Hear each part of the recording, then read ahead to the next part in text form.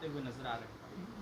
देखिए, सबसे पहले तो हम ये क्लियर करना चाहेंगे कि क्राइम पे यानी कि अपराध पे आरजेडी के लोगों को बोलने का कोई अधिकार नहीं है। जिस तरह से आप याद करिए, न हमेशा हम लोग नहीं याद दिलाना चाहते जंगल राज जंगल राज, लेकिन वो लोग नहीं भूले हैं 90 के दशक में जो स्थिति बिहार की थी।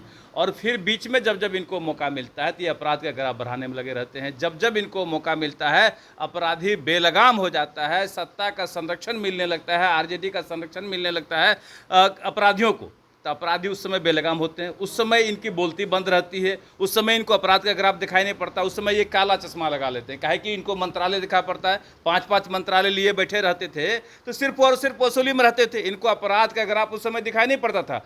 अब इनको अपराध दिखाई पड़ रहा है, अब इनको विकास नहीं दिखाई पड़ रहा है, इनको तरह तरह का गड़बड़ी दिखाई पड़ रहा है। अब ये जनता के बीच जाना चाह रहे हैं, धरना बैठना चाह रहे हैं। जनता इनको बेरोजगार कर दिया है। जब जनता बेरोजगार कर दिया है तभी जाएंगे जनता के बीच में। जब जनता मौका देती है उस समय हर कुछ भूल जाते हैं, उस समय विधानसभा को भूल जाते हैं।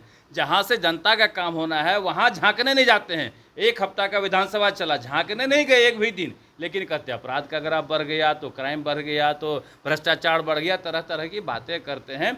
जनता हर इनके ड्रामा को समझ रही है कि जनता को कैसे बहकाने और भड़काने में लगे हुए। इनका काम है बहकाना भड़काना बस। नीतीश कुमार और तेजस्वी यादव की कल मुलाकात हुई है, इसको लेकर कई सारे सियासी मायने लगाए जाने लगे। अरे तो वो नेता प्रतिपक्ष हैं, अपने विकास के काम के लिए, बाकी काम के लिए अपने जाते होंगे, कुछ कान भी भरने की कोशिश करेंगे, लेकिन ये कान भरने का इनका काम अब नहीं चलने वाला है। लोग माइंड मेकअप करके बैठे हैं, चाहे हमारे एनडीए के नेता हो या जनता, इनको पुनः सत्ता में नहीं आने दे रहा। बंगाल में कानून पारित किया गया है जिस तरीके से, उसको कैसे देखते हैं? देखिए, कानून अच्छी बात है, कानून का पालन भी होना चाहिए। बंगाल में कोई कानून का पालन नहीं होता है, वहाँ गुंडागर्दी होता है, गुंडा का राज है। अब देख रहे जिस तरह से बलात्कार करके लोग घूम रहे हैं, इससे स्पष्ट होता है कि पूरे देश में अगर सबसे खराब हाल किसी राज्य का है तो वो बंगाल है।